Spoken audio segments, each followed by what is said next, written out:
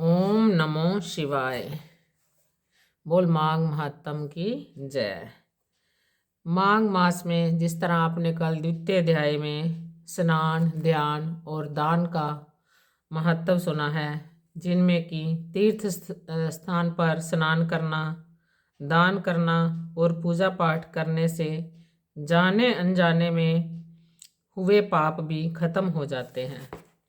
अब मैं आपको तृतीय अध्याय की कथा सुनाने जा रही हूँ।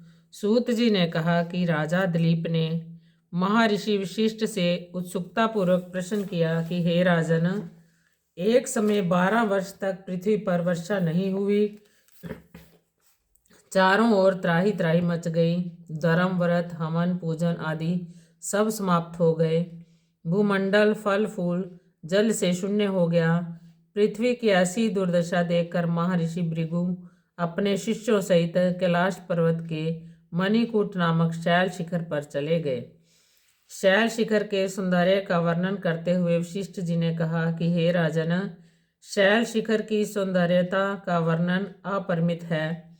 इसमें स्वर्ण भंडार, रत्न तथा मणियों का अत्यंत भंडार है।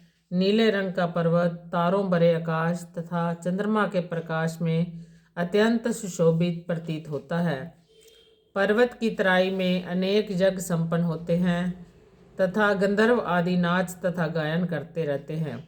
उसी पर्वत के निचले भाग में महर्षि भृगु ने शिष्यों सहित निवास प्रारंभ कर दिया।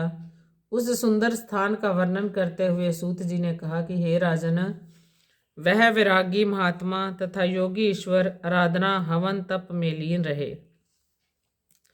स्वर्ग तुल्य इस सुंदर स्थान को वायुमंडल में अनेक पुष्पों की सुगंधि व्याप्त रहती है। अनेक स्थानों पर पर्वतीय झरनों की मधुर कलकल की ध्वनि व्याप्त रहती है। कहीं कहीं मस्त हाथी, कस्तूरी युक्त मृग तथा अनेक मृगों के झुंड दृष्टिगोचर होते हैं। इस पर्वत की ऊंचाई तथा लंबाई व माप के विषय में महर्षि बोले कि हे राजन, वह पर्वत 36 योजन ऊंचा है तथा इसकी चौड़ाई 10 योजन है। इस स्थान पर पृथ्वी पर दुर्भिक्ष होने के कारण महर्षि भृगु तथा उनके शिष्यों के अनंत काल तक वास किया। उनके तप व भागवत भक्ति के कारण वह स्थान अति सुंदर दिव्य हो गया तथा वहाँ फलों तथा पुष्पों का भी बाहुल्य हो गया।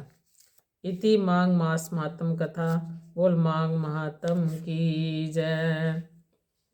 कर्पूर गौरम करुणावतारम संसार सागरम भुजगेन्द्रहारम सदा वसंतम हृदयारविंदे भवं भवानी सहितं नमामि।